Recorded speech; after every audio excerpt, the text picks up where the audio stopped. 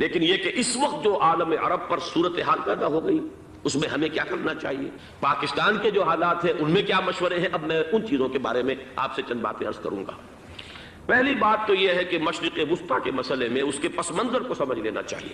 ہمارے بہت سے احباب جو ہیں وہ فوری طور پر وقتی صورتوں کو، جیسے کہ حالات و واقعات ہوتے ہیں، صرف انہی کے اعتبار سے رائے قائم کرتے ہیں، چیزوں کا پس منظر جو ہے نگاہوں کے سامنے رہنا چاہیے۔ اس صدی کا ایک مختصر سا نقشہ ذہن میں رکھیے، یہ 20ویں صدی کے آغاز کے وقت، جسے ہم پورا کہتے ہیں مڈل ایسٹ، بلکہ صرف مڈل ایسٹ نہیں، پورا شمالی افریقہ سلطنت عثمانیہ کا حصہ تھا، خلافت عثمانیہ۔ لیبیا، الجزائر، مصر، پورا حجاز، یمن، پورا عراق، شام، اور یہ شام ہی کے حصے ہیں در حقیقت، اردن اور لبنان، یہ سب، یہ شام عرب، عراق عرب، یہ پورا علاقہ خلافت عثمانیہ یہ اس کا حصہ تھا۔ پہلی جنگ عظیم میں انگریزوں نے عربوں کو بغاوت پر آمادہ کیا، غداری پر آمادہ کیا، انہوں نے خلافت عثمانیہ کے خلاف بغاوت کی، بیج بوئے ان کے دلوں کے اندر نفرت کے، ابھارا انہیں کہ تم ترکوں کے غلام کیوں ہو، تمہیں خود حاکم ہونا چاہیے، تم کھڑے ہو جاؤ، ہم مدد کریں گے، تم بغاوت کرو، تم ان ترکوں کے خلاف ہماری مدد کرو، ہم تمہیں آزاد کر دیں گے، تم اپنے پاؤں پر خود کھڑے ہو جائیں۔ یہ بہت ہی ہمارے لیے دردناک المیہ ہے اس پہلی جنگ عظیم کا۔ کرنل لارنس جیسا شخص، برطانوی استعمار، اور اس کے نتیجے میں عربوں نے بغاوت کی۔ اور اس قدر دردناک بات آپ کو بتا رہا ہوں، میں پہلی مرتبہ جب سن 62 میں حج کے لیے گیا مدینہ منورہ میں، ابھی وہ ریل کے انجن کھڑے ہوئے تھے۔ یہ ترکی کے زمانے میں، سلطنت عثمانیہ کے زمانے میں بغداد سے مدینے تک ریلوے لائن تھی۔ یہ پورا ایک عالم سلطنت عثمانیہ، سلطنت نہیں، خلافت عثمانیہ، پوری ٹرینیں جو ہے ترکوں کی اڑائی گئی، ہزاروں ترکوں کو شہید کیا گیا، یہاں تک کہ صحن حرم میں شہید کیے گئے سینکڑوں ترک۔ یہ جرم تھوڑے نہیں ہے، معمولی نہیں۔ آج جس کی سزا مل رہی ہے، معلوم ہونا چاہیے کہ وہ جرائم کون کون سے تھے۔ اب بھی جو لوگ گئے ہیں انہوں نے دیکھا ہوگا، ترکی کا قلعہ موجود ہے اوپر پہاڑی کے اوپر، حرم کا جو سب سے بڑا دروازہ ہے باب ملک عبد العزیز، اس کے سامنے ایک لائبریری ہوتی تھی، اب تو غالباً وہ بھی گرا دی گئی ہے، اس کے پیچھے پہاڑی پر ترکوں کا قلعہ ہے پرانا، اس پر توپیں موجود تھیں۔ جب بغاوت ہوئی ہے، جو حرم میں آئے ہوئے تھے ترک فوجی، ظاہر بات ہے نہتے، وہ تو نماز پڑھنے آئے ہوئے تھے، ان کو وہاں ذبح کیا گیا ہے، اور ترکوں نے اپنی توپیں استعمال نہیں کی کہ کہیں بیت اللہ کو کوئی اذن نہ پہنچ جائے۔ بہرحال یہ غداری ہوئی ہے پہلی جنگ عظیم کے دوران، اور نہ صرف ترکوں کے، عربوں نے کی ہے۔ جیسا کہ میں نے کہا تھا، دو ہیں سب سے بڑے مجرم روئے ارضی کے اوپر امت مسلمہ کے طبقات۔ ہمارا پنجابی سپاہی بھی جا کر انگریزوں کی مدد کر کے ایلن بی کو قبضہ جو لے کر دیا بغداد کا، اس میں ہمارے مسلمان پنجابی سپاہی بھی شامل۔ یہ خون چکاں باب ہے ہماری تاریخ کا اس صدی کا۔ لیکن اس کے بعد سلطنت عثمانیہ کے ٹکڑے ہو گئے، چیچڑے ہو گئے۔ ایک انگریز نے لکھا ہے یہ جملہ، زہر میں بجھا ہوا جملہ، کہ تاریخ میں یہ بات ثبت ہو جائے گی کہ ایک انگریز نے اس سلطنت کے ٹکڑے کر دیے کہ جو عمر فاروق نے قائم کی تھی رضی اللہ تعالیٰ عنہ۔ یہ پورا عالم، یہ تمام علاقہ کس نے پتہ کیا تھا؟ یہ بات ہاتھ بدل گئے تھے، پھر ترک آ گئے، خلافت عثمانیوں کے پاس چلی گئی، لیکن یہ سلطنت تو حضرت عمر رضی اللہ تعالیٰ عنہ کے زمانے سے چلی آ رہی تھی۔ اس کو ایک انگریز کرنل نے، اور اس نے بغاوت میں آمادہ کر کے عربوں کو اور ترکوں کے پیٹھ میں چھرا ڈھپوا کر ان کے ذریعے سے اور ٹکڑے کر دیے۔ لیکن جب جنگ ختم ہوئی، اب انہوں نے کہا کہ اب ہمیں آزادی دیجیے، تو اب انہیں معلوم ہوا کہ غداروں کو دنیا میں کیا ملتا ہے، ٹکڑے کر دیے گئے۔ یہ حصہ عراق یہ انگریز کے پاس رہے گا، شام کا یہ علاقہ یہ فرانسیسیوں کے پاس رہے گا، مصر پر انگریزوں کا تسلط رہے گا، لیبیا اطالویوں کے پاس رہے گا، لے دے کر یہ جو علاقہ تھا حجاز، چونکہ وہاں کچھ تھا ہی نہیں، بوادن غیر ذی زرع، یہ عربوں کے پاس چھوڑ دیا گیا۔ اس وقت جو بادشاہ ہیں شاہ حسین اردن کے، ان کے دادا سب سے بڑے غدار وہی تھے، لہذا ان کو اس علاقے کی بادشاہت دے دی گئی۔ اس کے بعد نجد سے ایک تحریک اٹھی ہے، وہ سعودی جو خاندان ہے وہ نجد سے اٹھا۔ نجد میں اس وقت کچھ بھی نہیں تھا، وہ تو صرف ریت کے تودے تھے اور کچھ بھی نہیں، لہذا ادھر کسی استعماری قوت کو دیکھنے کی ضرورت ہی نہیں تھی۔ وہ تو بعد میں تیل برآمد ہوا، اس کی حیثیت ہو گئی، اور یہ امارات کا علاقہ جو ہے اس کی دنیا میں اب گویا کہ یوں سمجھیے کہ جو سب سے زیادہ اہم علاقے ہو سکتے ہیں روئے ارضی کے نقشے پر، ان میں سے ایک وہ ہو گیا۔ لیکن یہ اس وقت کی بات میں کر رہا ہوں، کوئی حیثیت نہیں تھی، لہذا اس کو چھوڑ دیا۔ یہ ہے تاریخی پس منظر، یہ لکیریں جو کھینچی گئی ہیں، یہ ایک ملت اسلامیہ کو جو قومیتوں میں تقسیم کیا گیا، پھر نعرے لگوائے گئے المصر للمصریین الشام للشامیین۔ اب شامی ایک علیحدہ قوم ہو چکے ہیں، مصری ایک علیحدہ قوم ہو چکے ہیں، عراقی ایک علیحدہ قوم ہو چکے ہیں۔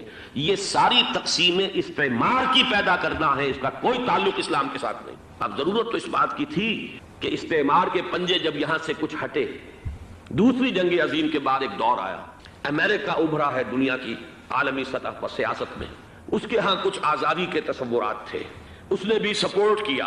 برطانیہ کمزور ہو چکا تھا، وہ اتنے بڑے علاقے کو اب ہولڈ نہیں کر سکتا تھا۔ ہندوستان بھی آزاد ہوا، پھر یہ کہ اور دوسرے علاقوں سے بھی اس کو پسپائی اختیار کرنی پڑی۔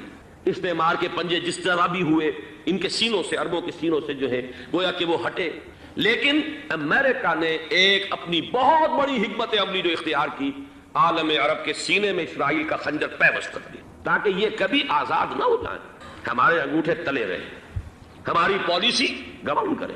یہ استعمار کا دوسری جنگ عظیم کے بعد جہاں برطانوی استعمار، فرانسیسی استعمار رفتہ رفتہ یہ ہٹنے شروع ہوئے، صدر ناصر نے انگریزوں کو اٹھا کر پھینکا میڈیٹرینین میں اور دوسرے جگہوں سے، الجزائر نے آزادی حاصل کی فرانس سے، اطالویوں سے جو ہے لیبیا والوں نے آزادی حاصل کی، یہ ہو گیا، لیکن ایک خنجر پیوست کر دیا گیا اسرائیل کا سینہ عرب۔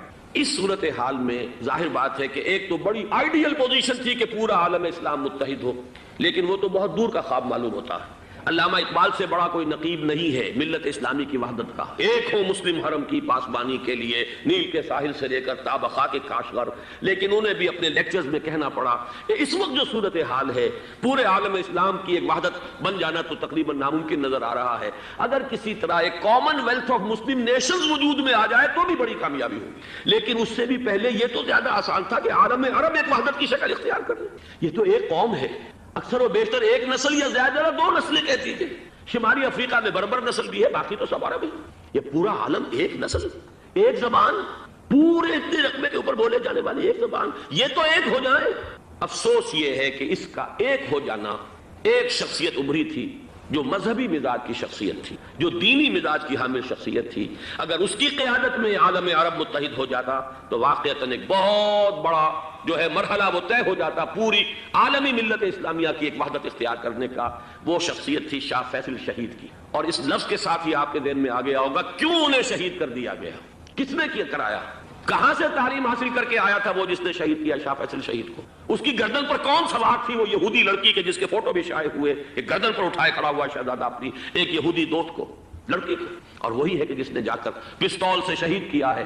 جان اچھی طرح جان لیجئے، جیسے بارہا میں نے عرض کیا ہے کہ حضرت عمر کو شہید کرنے والا کہنے کو ابو لولو فیروز تھا، لیکن اس کے پیچھے پورا ایرانی نسل پرستی کا جو پورا پس منظر ہے، اسے تو ہر شخص جس کی ذرا بھی نگاہ جو ہے جو صرف منظر کو نہ دیکھ رہی ہو پس منظر کو بھی دیکھنے والی ہو، وہ تو جان لے گی کہ ابو لولو فیروز ایک فرد کا نام نہیں تھا، وہ ایران کا انتقام تھا عالم عرب سے۔ بالکل اسی طریقے سے یہ امریکی استعمار کا ہتھ کنڈا تھا، اسے محسوس ہوا۔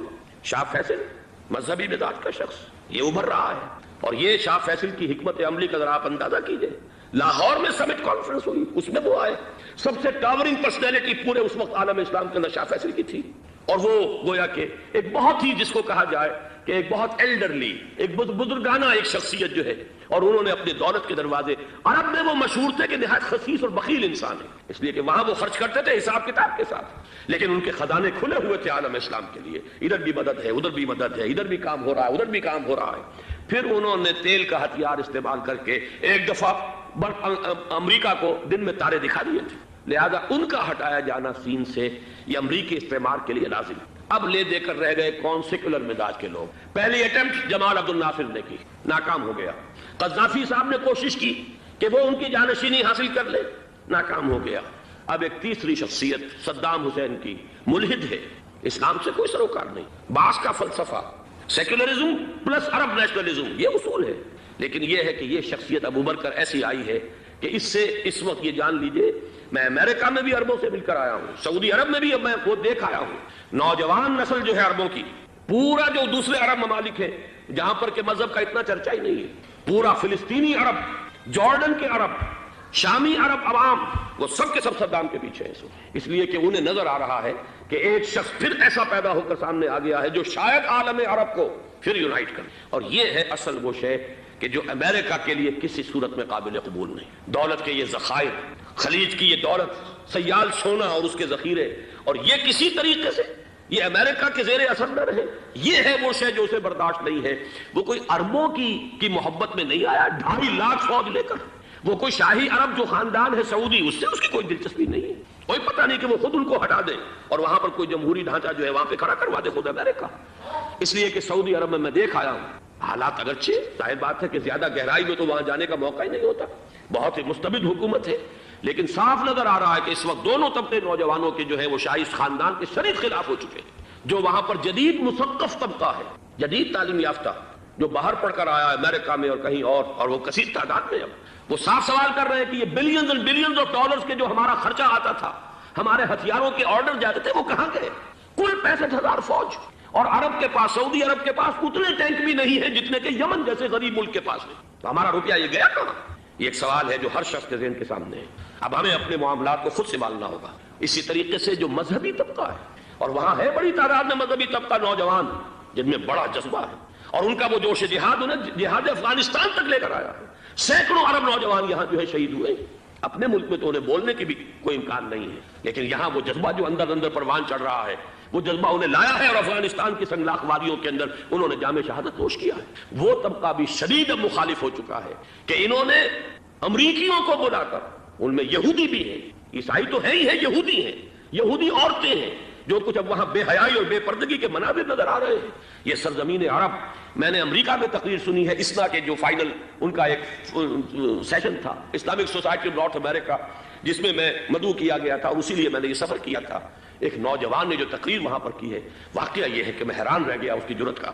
اس نے کہا کہ حضور نے فرمایا تھا کہ جزیرہ نما عرب میں 2 دین جمع نہیں ہو سکتے, اور آج شاہی خاندان کی صرف اپنی حکومت کو بچانے کے لیے امریکیوں کو اتنی بڑی تعداد میں بلا لیا گیا ہے, جن میں موبائل چرچ بھی ہیں, موبائل سینیگوگز ہیں, یہودی مرد اور عورتیں جو ہے دندناتے پھر رہے ہیں آج عرب کی سرزمین پر. لہذا جو مذہبی طبقہ ہے وہ اس پر شدید رد عمل جو ہے اس کے اندر پایا جاتا ہے. یہ حالات ہیں جو میں آپ کے سامنے چاہتا تھا کہ رکھوں. یہ وہ شامت اعمال ہے. ایک طرف یہ کہ وہ شخصیت جو ہے صدام حسین کی, وہ کوئی پسندیدہ شخصیت نہیں, لیکن یہ کہ اس شخصیت کو تقویت دینے والے بھی تو یہی لوگ تھے.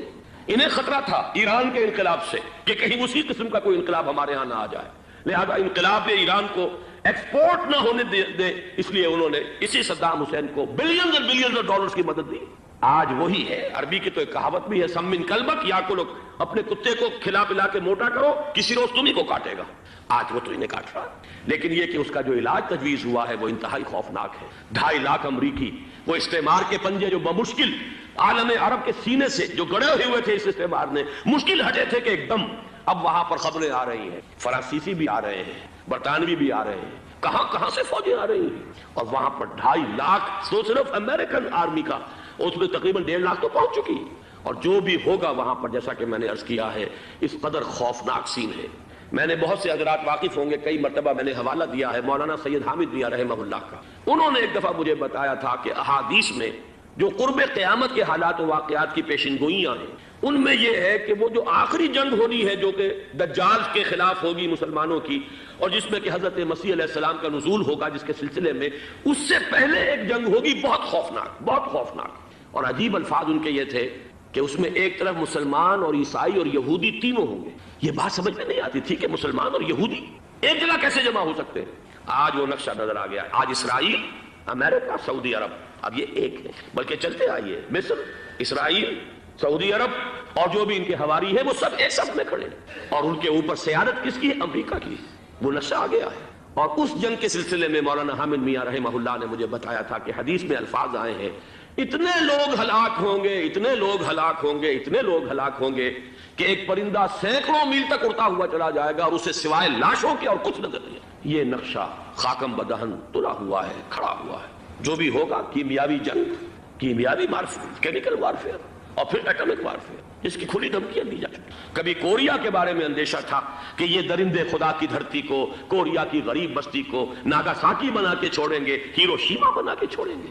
آج وہ صورتحال جو ہے عالم عرب پر, heart of the Arab land, اس پر یہ صورتحال بالکل تلی کھڑی. اس میں ہمیں کیا کرنا چاہیے؟ میں نے یہ چاہا کہ پورا پس منظر آپ کے سامنے, صرف وقتی سا کوئی ایک نعرہ, وقتی سی کوئی ایک خبر, اس کے حوالے سے ایک جذبات کا معاملہ, پورا ایک پس منظر سامنے رکھیے. اب وہ آپ کو شاید میری باتیں جو ہیں وہ سمجھ میں آ جائیں. نمبر 1, ہمیں کسی صورت اس جنگ میں امریکہ کے گھڑے کی مچھلی نہیں بننا چاہیے. امریکہ اسلام کے تحفظ کے لیے نہیں آیا, امریکہ حرمین کی حفاظت کے لیے نہیں آیا, امریکہ اپنے مفادات, عالمی مفادات کے تحفظ کے لیے آیا, اور زیادہ سے زیادہ آپ کہہ سکتے ہیں کہ وہ سعودی شاہی خاندان کی حفاظت کے لیے آیا. اور بڑا عمدہ مضمون چھپا تھا پچھلے، بلکہ ابھی تک تو وہ تازہ ہی ہے جب تک نیا نہیں آتا، ندا میں، جس کا عنوان تھا اربوں کا چھرا اور اربوں کا گدا۔ سارے پیسے بھی انہیں سے لے رہے ہیں۔ $12 بلین کا ایک چیک لے کر گیا جیمز بیکر۔ اندازہ تو کیجیے دنیا کہاں سے کہاں پہنچ گئی۔ میں حیرت ہوں کہ دنیا کیا سے کیا ہو جائے گی۔ 2 ماہ قبل اس کا تصور نہیں ہو سکتا تھا۔ اتنی بڑی قوت امریکہ کی، تباہ کن قوت، اور جمع ہو جائے گی عرب کے اندر۔ لیکن یہ کہ وہ کاسٹ بھی اربوں ہی کی ہوگی، انہی کا چھرا انہی کا گلا۔ ہمیں کرنا یہ چاہیے، اللہ تعالی ہماری حکومت کو، ہمارے سیاستدانوں کو، ہمارے ذمہ دار لوگوں کو ہدایت دے، وہ امریکہ کے گھڑے کی مچھلی نہ بنے۔ اس کے تحفظ کے لیے یا شاہی خاندان کی حفاظت کے لیے بہت کچھ انہوں نے عیش کر لیے، کافی عیش کر لیے۔ باقی یہ کہ اب جو کچھ ہونا ہے وہ ہونا ہے۔ حرمین شریفین کو تو خود عرب کے لوگ کہتے ہیں کہ کوئی خطرہ نہیں ہے۔ سارا جھگڑا تو وہ تیل کی دولت کا ہے۔ وہ تیل کی دولت جو ہے وہ شمال مشرقی کونے کے اندر ہے۔ بلکہ یہ کہ جو رد عمل پیدا ہوا عالم اسلام میں اور سعودی عرب میں، خود اس کے مذہبی نوجوانوں میں امریکی فوجوں کی آمد کے خلاف اس کا جواب دیا گیا رابطہ عالم اسلامی کی طرف سے کہ یہ جو بھی جنگ کا محاذ ہے، جو فوجیں ہیں، یہ حرمین سے تو 1500 کلومیٹر دور ہے، تو حرمین کو تو کوئی خطرہ نہیں ہے۔ خطرہ ہے امریکہ کے عالمی مفادات کو۔ آج آپ کو معلوم ہے دنیا 2 طبقوں میں بٹی ہوئی ہے، دی رچ اینڈ دی پور۔ یہ جو اقوام ہیں، جو 6-7 قومیں شمار ہوتی ہیں دنیا کی دولت مند قومیں، ان کے لیے خطرہ ہے کہ یہ اگر ہم ان کا جو سب سے بڑا ذریعہ ہے اس کا صنعت کا، یہ تیل، اگر اس کو کچھ ہو گیا تو ان کی سب کی اکانومی جو ہے وہ ایک دم دھڑام سے زمین پر آ جائے گی۔ وہ بھی برابر ہو کر رہ جائیں گے دنیا کے دوسرے ملکوں کے۔ یہ اس کی حفاظت کے لیے آئے ہیں۔ ہمارے نوجوان کو آج میں سوچتا ہوں کاش کہ ہمیں معلوم ہو، ہمیں وہ تاریخ دہرانی نہیں چاہیے کہ ہم نے پہلی جنگ عظیم میں انگریزوں کے استعمار کے پنجے گڑوانے کے لیے اپنی جانیں دیں۔ پنجاب کا نوجوان، پنجاب کا مسلمان سپاہی بھی جا کر LNB کو قبضہ دلوانے کے اندر اور بغداد پر قبضہ کرانے میں اس کے تعاون کیا، اس کی مدد کی۔ کیا آج بھی وہی تاریخ اپنے آپ کو دہرائے گی؟ آج ہمارا فوجی جائے گا وہاں پر امریکہ کے تحفظ کے لیے، اس کے مفادات کے تحفظ کے لیے؟ پہلی بات یہ کہ یہ ہرگز نہیں ہونا چاہیے۔ ہونا کیا چاہیے؟ پہلی کوشش یہ ہو کہ یہ بین الاسلامی معاملہ بنے، مسلمان امت آئے، امریکی فوجیں جائیں، فرانسیسی جائیں، برطانوی جائیں۔ ہاں اس صورت میں کہتا ہوں پاکستان کا ایک ایک بچہ وہاں جائے اور اپنی جان قربان کرے، اس لیے کہ یہ قرآن کا حکم ہے۔ بَإِن طَائِفَتَانِ مِنَ الْمُؤْمِنِينَ اقْتَتَلُوا فَأَصْلِحُوا بَيْنَهُمَا فَإِن بَغَتْ إِحْدَاهُمَا عَلَى الْأُخْرَى فَقَاتِلُوا الَّتِي تَبْغِي حَتَّى تَفِيءَ إِلَى أَمْرِ اللَّهِ فَإِن فَاءَتْ فَأَصْلِحُوا بَيْنَهُمَا بِالْعَدْلِ وَأَقْسِطُوا إِنَّ اللَّهَ يُحِبُّ الْمُقْسِطِينَ۔ امت مسلمہ کو حکم دیا گیا ہے اگر مسلمانوں کے 2 گروہ لڑ پڑے تو تم صلح کراؤ، اور اگر ایک فریق زیادتی پر تلا رہے، اڑا رہے، تو اب سب مل کر اس سے جنگ کرو یہاں تک کہ اسے اللہ کے حکم کے آگے جھکا دو۔ پھر اگر وہ اللہ کا حکم مان لے، صلح پر آ جائے، تو پھر عدل و قسط کے ساتھ ان کے درمیان صلح کرا دو۔ یہ ہمیں حکم ہے، مسلمانوں کو حکم ہے۔ لیکن یہ کہ یہ امریکی آ رہے ہیں اور امریکی استعمار اور امریکی مفادات، اور اس کے لیے جو ہے پاکستان کا مسلمان سپاہی بھی جائے، میرے نزدیک کسی صورت میں صحیح نہیں۔ مطالبہ بھی ہو رہا ہے، آج ہی غالباً ایک انٹرویو آیا ہے، شاہ حسین کے بھائی جو ہیں حسن بن طلال، انہوں نے بھی یہی کہا ہے کہ اس کو مسلمانوں کو آپس میں اس معاملے کو طے کرنا چاہیے، اس قضیے کو، امریکی فوجوں کو یہاں سے فوراً واپس جانا چاہیے۔ اور یہی بات میں یقیناً تائید کروں گا، تحسین کروں گا، یہی موقف ایران کا ہے۔ ایران عراق کے خلاف جو UN کے سینکشنز ہیں، کہتا ہے ہم اس کی پابندی کریں گے، لیکن امریکہ کو یہاں سے نکلنا چاہیے۔ یہ مسلمانوں کا اپنا معاملہ ہے، وہ آپس میں طے کریں۔ پاکستان کو بھی یہی موقف اختیار کرنا چاہیے پوری قوت کے ساتھ۔ اس میں کوئی بھی اگر کمزوری ہو رہی ہے تو در حقیقت یہ گویا کہ ہم امریکی استعمار کے ہاتھ میں اس کا آلہ کار بن کر، کھلونا بن کر استعمال ہو رہے ہیں، جو کہ ہمیں کسی صورت میں نہیں کرنا چاہیے۔ اگر یہ بھی ناکافی ہو تو دوسرا ایک اور مسئلے کا حل موجود ہے، اس سے براڈر سطح پر، کہ غیر جانبدار ممالک اگر کوئی ہے ان کو بھی اس قضیے کے اندر شامل کیا جائے۔ ایک تحریک تھی کسی زمانے میں، کافی بڑی تھی، لیکن یہ کہ وہ بھی اگر اس کے اندر شامل ہو جائیں۔ لیکن امریکہ، رشیا، یہ تو ظاہر بات ہے سپر پاورز ہیں، ان کے مفادات ہیں، آرمی اور گلوبل مفادات ہیں، لہذا اول تو یہ ہونا چاہیے کہ بین الاسلامی معاملہ بنا کر، اس صورت میں جیسا کہ میں نے عرض کیا ہماری پوری فوج بھی جائے اللہ پر توکل کر کے۔ پاکستان کا محافظ اللہ ہوگا، اگر اللہ کے ایک حکم کے اوپر عمل کرتے ہوئے مسلمان یہاں سے جائیں اور جا کر وہاں پر جو ہے اپنی جانیں دینے کو تیار ہو جائیں۔ لیکن اگر یہ اس میں بھی کافی نہ ہو تو جو بھی غیر جانبدار ممالک ہیں ان کو بھی اس معاملے کے اندر شریک کیا جا سکتا ہے۔ بدرجۂ آخر اگر پاکستانی فوج جائے، وہ صرف حرمین شریفین کے گرد و نواح میں ان کو ڈپلوائے کیا جانا چاہیے۔ اگر خدا نہ خواستہ وہاں پر کوئی آنچ آنے کی شکل پیدا ہو جائے تو اس کی، اے ارض پاک تیری حرمت پہ کٹ مرے ہم، اس کے لیے مسلمانوں کو تیار رہنا چاہیے۔ اس لیے کہ بہرحال جہاں تک ارض پاک کی حرمت کا تعلق ہے وہ ہمارے ایمان کا جز ہے۔ باقی برطانوی مفادات، امریکی مفادات، صنعتی ممالک کے مفادات یا کسی شاہی خاندان کے مفادات، یہ شاہی خاندان یہ تو گرتی ہوئی دیواریں ہیں، جانا ہے آج نہیں تو کل، لیکن یہ کہ اصل معاملہ ہے امت کا، اصل معاملہ ہے امت مسلمہ کا، اصل معاملہ ہے حرمین شریفین کا، لہذا ان دونوں چیزوں کو لازماً گڑبڑ نہ کریں۔ آپ حضرات کے علم میں ہے کہ اس سے پہلے ایران کی طرف سے بار بار مطالبہ ہوا کہ حرمین کو بین الاسلامی کنٹرول میں دے دیا جائے اور سعودی عرب کا اس کے اوپر سے جو انتظامی عمل دخل ختم کر دیا جائے۔ میں نے کبھی تائید نہیں کی، اس لیے نہیں کی کہ میرا مشاہدہ ہے، میں گیا ہوں بارہا، سعودی عرب کی حکومت نے چاہے خود بھی بڑے بڑے محل بنائے ہیں لیکن حرمین کی خدمت کے اندر بھی کوئی کمی نہیں کی، اس پر انہوں نے اربوں ڈالر اس پر بھی خرچ کیا ہے، اس کے اوپر انہوں نے اس حج کے انتظامات پر پوری حکومت جو ہے وہ اپنے آپ کو لگائے رکھتی ہے، لہذا اس اعتبار سے کوئی کمی کی بات نہیں وہاں پر آئی کہ جس کے لیے ضرورت ہو کہ ان کا عمل دخل وہاں سے ختم کیا جائے۔ لیکن یہ صورتحال اب جو پیدا ہو گئی ہے یہ بالکل مختلف ہے، اسے اس کے کانٹیکسٹ کے اندر دیکھا جانا چاہیے اور اسی کے حوالے سے میں نے چند رائے آپ کے سامنے رکھی۔ اب آئیے پاکستان کی طرف جو ہمارا اصل مسئلہ ہے، اس کے تو ہم سب سے بڑے ذمہ دار ہیں، اس کی بھلائی ہے تو، برائی ہے تو، اس میں خیر آتا ہے تو وہ بھی ہماری کوشش اس کے لیے ضروری ہے، اور کوئی شر پیدا ہوتا ہے تو اس کی ذمہ داری بھی ہم پر آئے گی۔ اس کے ضمن میں چند باتیں عرض کر رہا ہوں۔ شدید ترین خطرہ ہے جیسا کہ میں عرض کر چکا ہوں کہ بھارت حملہ کرے گا۔ مجھے تو تقریباً یہ رائٹنگ آن دی وال کے مانند ایک فیصلہ نظر آ رہا ہے، بلکہ آج میں کسی سے کہہ رہا تھا کہ اگر اب نہیں تو پھر کبھی بھارت حملہ نہیں کر سکتا۔ اس کے لیے سچویشن بالکل رائٹ ہے، 2 مرتبہ ایکسرسائز کر چکا ہے وہ، خاص ٹارگٹ بنا کر حیدرآباد کو، اور اس کے پیش نظر ہے سندھ میں جو بھی خلفشار ہے اسے اس کے علم میں ہے، جو بھی تصادم ہے۔ اب بھی اگرچہ اس وقت کی جو ہماری اندرونی سیاست ہے یہ اس کا کرشمہ سامنے آیا ہے کہ جی ایم سید صاحب کو ایگزونریٹ کیا جا رہا ہے، ان کو اب محب وطن کا خطاب دوبارہ دیا جا رہا ہے۔ وہ شخص جس نے اسلام کے خلاف انتہائی زہریلی باتیں کی ہیں، وہ شخص جس کی کتاب اب پاکستان ٹوٹ جانا چاہیے، وہ لاکھوں کی تعداد میں ہندوستان سے چھپ کر آئی ہے، یہاں تقسیم ہوئی ہے، آج اسے سند دی جا رہی ہے۔ یہ ہے ہماری اندرونی سیاست کے کرشمے، میں اس پر تفصیل سے نہیں جانا چاہتا، لیکن اس شخص کی دیکھیے وہ جو علامہ اقبال کا شعر ہے کہ بت کرے میں برہمن کی پختہ زناری بھی دیکھ، دیکھ کعبے میں شکستے رشتہ تسبیح شیخ، اور بت قدے میں برہمن کی پختہ زناری بھی دیکھ، کہ نظر یہ آ رہا ہے کہ اس نے رہا ہوتے پہلا بیان یہ دیا ہے کہ ہماری پہلی ترجیح یہ ہے کہ پاکستان ٹوٹ جائے اور ہندوستان کے ساتھ ہم ایک انڈیپینڈنٹ اسٹیٹ کی حیثیت سے کنفیڈریشن قائم کریں، سندھو دیش confederation with India independent of Pakistan. پھر دوسری ترجیح بھی ہے، تیسری آخری ترجیح یہ ہے کہ پاکستان کو 5 ریاستوں میں تقسیم کر دیا جائے اور ایک لوز کنفیڈریشن ہو، بس اس کے سوا کچھ نہیں۔ 5ویں بھی وہ اردو والوں کے لیے نہیں، مہاجرین کے لیے نہیں، ان کے لیے تو ان کے پاس کچھ نہیں ہے۔ 5ویں بھی پنجاب میں سے کاٹ کر سرائیکی صوبہ بنایا جائے اور سندھ میں تو بہرحال اردو بولنے والوں کو سندھی بن کر رہنا ہوگا۔ یہ اس شخص کا رہائی کے بعد بھی بیان ہے جسے آپ سند دے رہے ہیں کہ وہ محب وطن ہے، اور وہ غدار نہیں ہے، وہ پاکستان کا مخالف نہیں ہے۔ بہرحال یہ حالات جو ہے انتہائی خوفناک ہیں ہمارے۔ آج کشمیر میں جو صورتحال ہے ہندوستان کے لیے انتہائی تشویشناک ہے، جو بدنامی اس کو مل سکتی تھی مل چکی ہے، اور یہ آپ نے دیکھ لیا وہ امریکہ بہادر جو 1.5-2 لاکھ آدمی لے کر پہنچ گیا سعودی عرب میں، اس نے انگلی تک نہیں اٹھائی ہے کہ کشمیر میں بھارت کیا کر رہا ہے۔ یہ ہے ان کی ڈبل سٹینڈرڈز، یہ ہے ان کی بے ایمانیاں کہ بھارت جو کچھ کر رہا ہے وہاں، آج اگر ظلم ہو رہا ہے کویت میں عراقیوں کے ذریعے، پورے ورلڈ ٹیلی ویژن پر، CNN پر، فلاں پر، اور اخبارات میں، آج بھی ایک لمبا مضمون میں نے اخبار میں پڑھا ہے، لیکن یہ ہے کہ کشمیر میں کیا ہو رہا ہے کہیں تذکرہ نہیں ہو رہا۔ یہ ہے دنیا کے اندر دیانت اور امانت اور شرافت کا حال، اور بین الاقوامی سیاست جو ہے اس کے ڈبل سٹینڈرڈز۔ لہذا جو بدنامی بھارت کو آ سکتی تھی وہ آ چکی ہے۔ ہندوستان سے ایک نوجوان مسلمان صحافی دہلی سے آئے تھے، نئی دنیا ایک پرچہ نکلتا ہے اس کے طرف سے، وہ دورہ کر کے گئے ہیں، مجھ سے بھی لاہور میں ملے تھے، تقریباً 1 مہینہ 1.5 مہینہ ہوا۔ ان کے الفاظ سن کر میں کانپ گیا تھا۔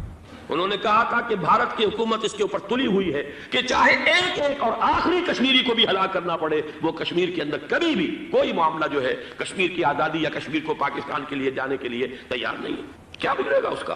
آپ سمجھیے کہ اگر 80-90 کروڑ قوم کی ایک قوم ہے، 1 کروڑ آدمی ختم کر ان کا دل تو جو ہے اس پہ دکھے گا نہیں۔ حال ہمارا یہ ہے کہ ہم تو کوئی چیلنج بھی نہیں کر سکے، ہم تو اپنی صفائی دیتے رہے کہ نہیں ہمارا کوئی ہاتھ نہیں ہے، ہم نے کچھ نہیں کیا ہے، ہمارا کوئی اس کے اندر عمل دخل نہیں ہے، بس یہی ہماری ڈپلومیسی کا شاہکار رہا ہے۔ یہ حال ہے پاکستان کا۔ لہذا بھارت کا وہ معاملہ جو ہے، میں نے جیسا کہ آپ کے سامنے مختلف فیکٹرز گنوا دیے تھے، اندرونی اس کی سیاست، اندرونی خلفشار، وہ تو اب آ کر رہے گا۔ اللہ یہ کہ اللہ تعالیٰ کے قبضہ قدرت میں ہر شے ہے، وہ ٹال دے تو ٹال دے۔ مجھے اقبال کا وہ شعر یاد آ رہا ہے، تقدیر تو مبرم نظر آتی ہے ولیکن پیرانے کلیسا کی دعا ہے کہ یہ ٹل جائے۔ ہم دعا کریں کہ یہ ٹل جائے وقت، لیکن یہ ہے کہ تقدیر مبرم نظر آ رہی۔ اس حالت میں ہمیں کیا کرنا چاہیے؟ نمبر 1 یہ کہ سب سے اہم شے ہے قومی یکجہتی، اور قومی یکجہتی کے اعتبار سے انتہائی خوفناک مرحلہ آ رہا ہے انتخابات کا۔ انتخابات میں تو کچھ نہ کچھ فساد، کچھ نہ کچھ دنگا، کچھ نہ کچھ ہنگامہ، ایک دوسرے کے خلاف کیچڑ، ایک دوسرے کے خلاف الزامات بوچھاڑ یہ تو بڑھتے ہیں. بھارت میں بھی قتل و غارت گری ہو جاتی ہے کچھ نہ کچھ.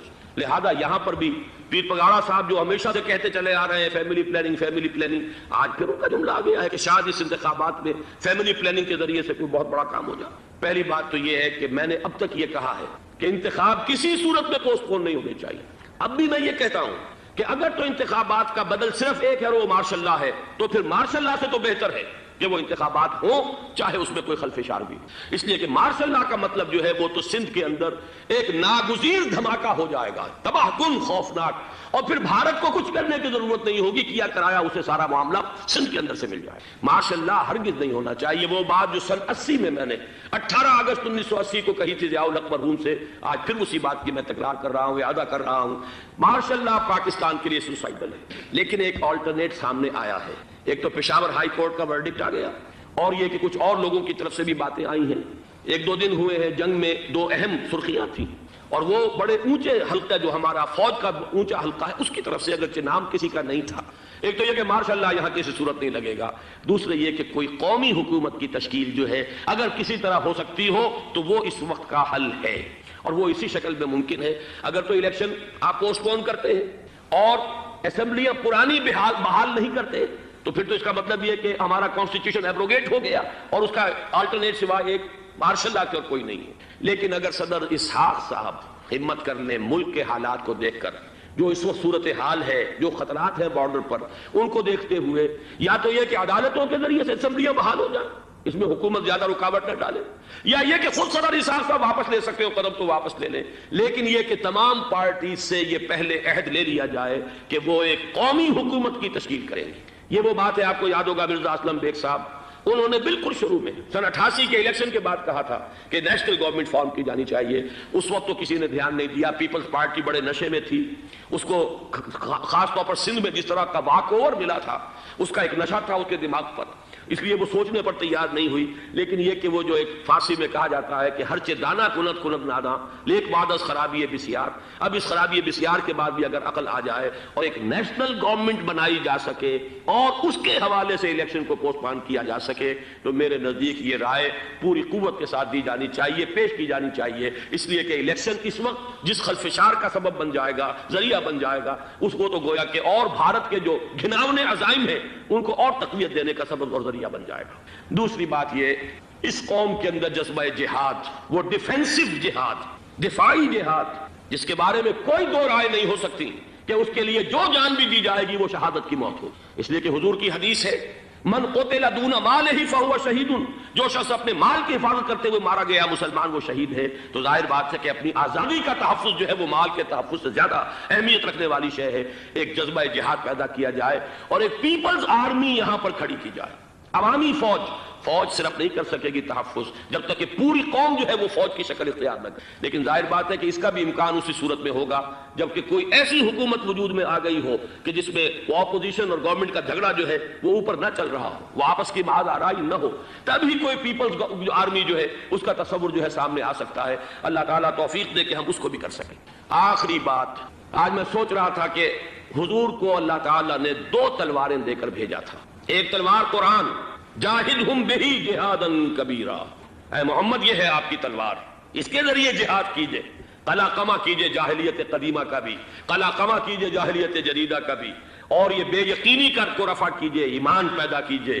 یہ ہے کہ جو آج ہمارے پاس وہ جہاد بالقرآن کے حوالے سے ہے.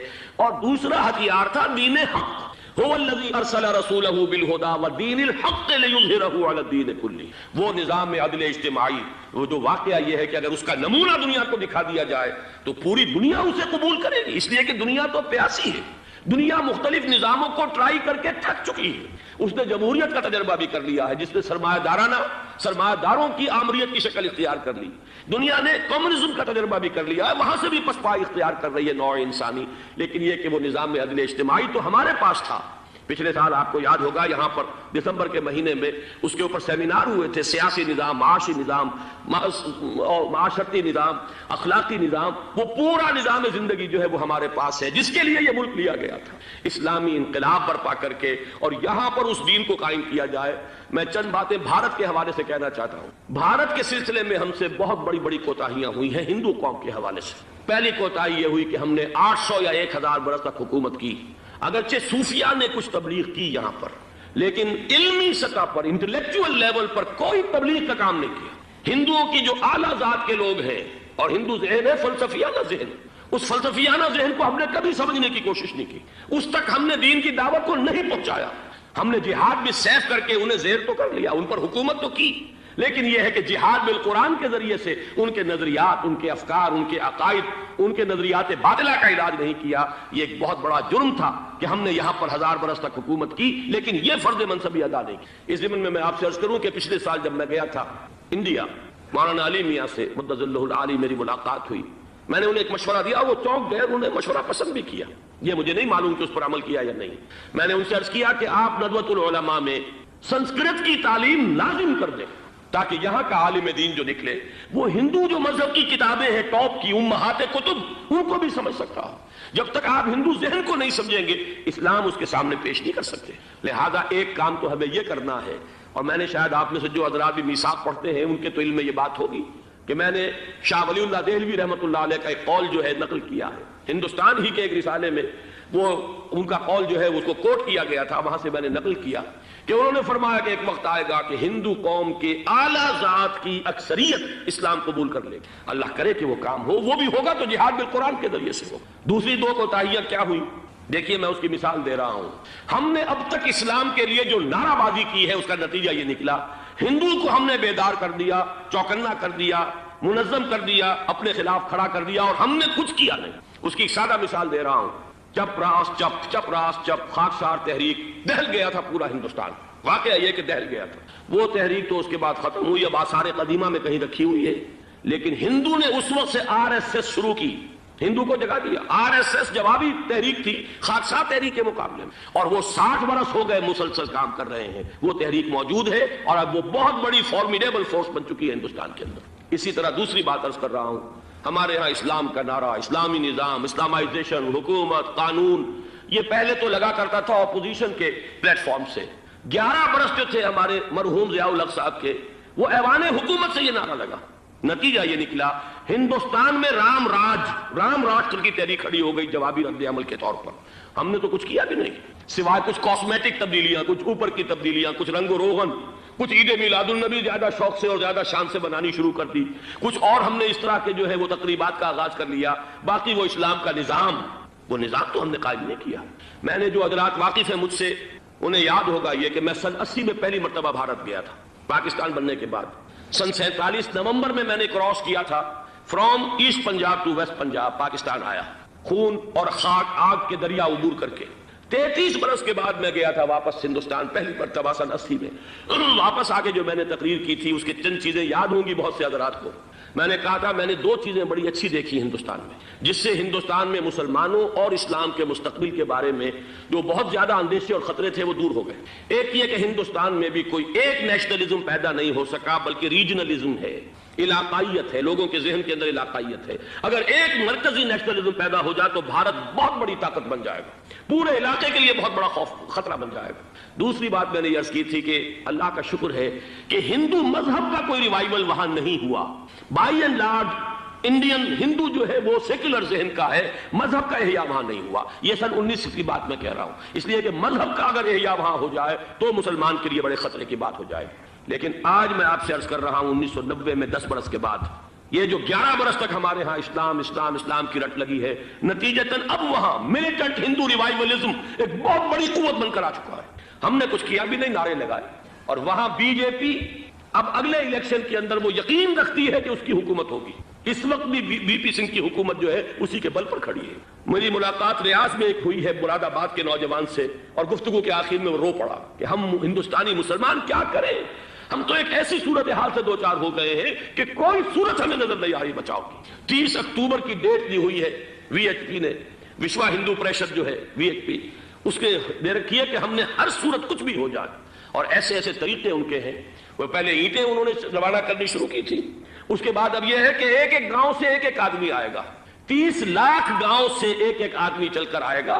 اور وہ جب پہنچیں گے تو کوئی ان کے اوپر چونکہ ایک ایک آدمی چل کر آ رہا ہوگا، کوئی دفعہ 144 حکومت کی نہیں لگ سکے گی، اور ہم جب اتنے لوگ جمع ہو جائیں گے لا محالہ ہم نے وہ مندر جو ہے تعمیر کرنا ہے اور وہ مسجد گرا دینی، اور ادھر مسلمان جو ہے آخری طور پر طے کیے ہوئے ہیں کہ چاہے ہم سب کٹ مرے لیکن ہم یہ مسجد گرنے نہیں دیں گے۔ خدا نہ خواستہ یہ صورتحال اگر بالفعل ہو جاتی کنفنٹریشن اس وقت، تو پھر بھی جو حکومت یو پی کی ہے وہ کچھ نہ کچھ مسلمانوں کا ساتھ دے رہی ہے، لیکن یہ کہ بے بس ہوتے کوئی دیر نہیں لگے گی۔